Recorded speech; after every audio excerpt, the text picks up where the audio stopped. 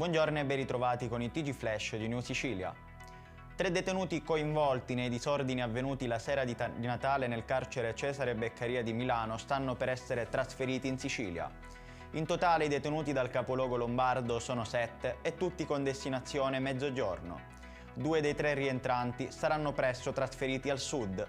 Nelle prossime ore andranno rispettivamente all'Istituto Minorile di Acireale di Bari.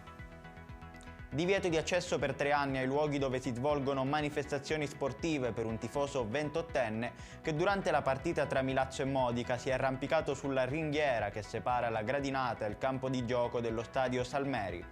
Ha raggiunto il settore dedicato ai tifosi ospiti oltrepassando un settore cuscinetto e ha inveito ripetutamente contro gli avversari slacciandosi la cintura dei pantaloni e colpendo con la stessa la recinzione di separazione degli spalti. Sono arrivati intorno alle 7 al molo Norimberga di Messina 104 migranti.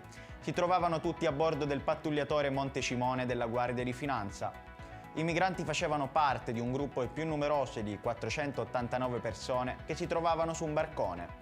I profughi sono stati poi suddivisi su più unità navali, 180 persone al porto di Augusta, 205 a Catania e 104 a Messina.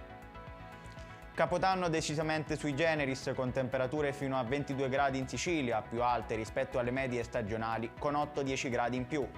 L'ultimo giorno dell'anno più caldo della storia si chiuderà con temperature primaverili. Protagonista assoluto infatti sarà l'anticiclone africano, che caratterizzerà anche l'inizio del 2023. Ed è tutto per questa edizione, il prossimo appuntamento sarà questo pomeriggio alle ore 16.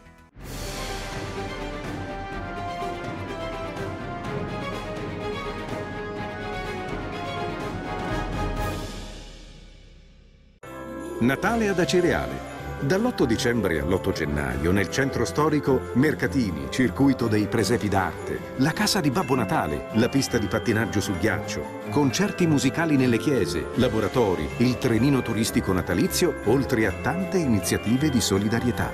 Il 24 dicembre alle ore 20 Uzzukku, tradizionale accensione. L'amministrazione comunale augura buone feste.